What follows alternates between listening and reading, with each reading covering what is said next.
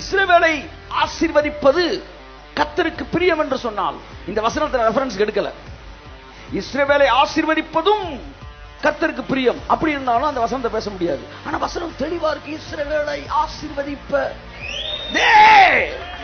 அந்த தேவல தான் நிக்கிறார் தேவன். ஆசீர்வதிப்பதே ஆசீர்வதிப்பதே அப்படின்னா வேற பிரியமே எனக்கு இல்ல. அது ஒண்ணுதான் ஒண்ணுதான்.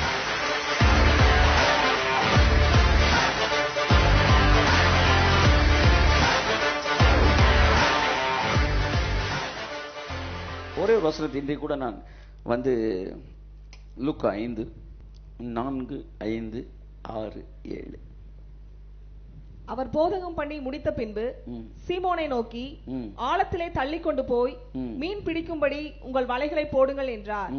அதற்கு சீமோன், ஐயரே, ரா முழுவதும் நாங்கள் பிரயாசப்பட்டும் ஒன்றும் அகப்படவில்லை, ஆகிலும் உம்முடைய வார்த்தையின்படியே வலையை போடுகிறேன் என்றார். ஆமென்.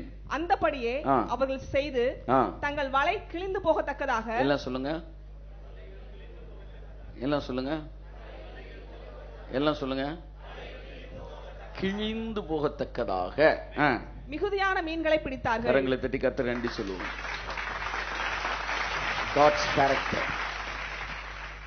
prosperity, richness is God's character. ஆமென் சொல்லுவோம். அதை நான் பேச போறேன். இப்போ நம்ம கொஞ்ச நேரம் பார்ப்போம். வலை கிழிதான். என்ன சொல்லுங்க,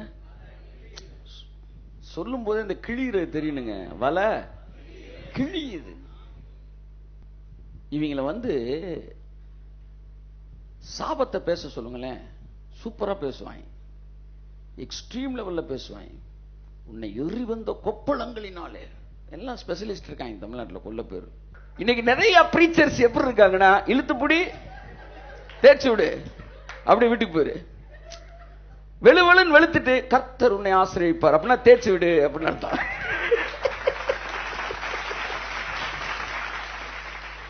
நீ உன் பிள்ளைகள் நடுத்தருவுக்கு போவீர்கள், இழுத்துப்புடி, நொறுங்கி இருக்குது, கலங்காத மகளே தேய்ச்சி விடு, வாரம் வாரம் இழுத்துப்புடி தேய்ச்சி விடு, இழுத்துப்புடி, கடைசி ட்ரௌசர் கிழியுது.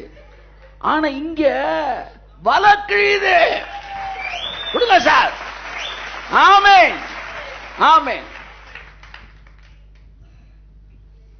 அன்புக்குரியவர்களே, சபையில பயன்படுத்தக்கூடாத வார்த்தை என்பதை வந்து நான் அறிவேன். ஆனால் இது புரிந்து கொள்ள வேண்டிய விஷயமா இருக்கிறது. என் அன்புக்குரியவர்களே, இன்றைக்கு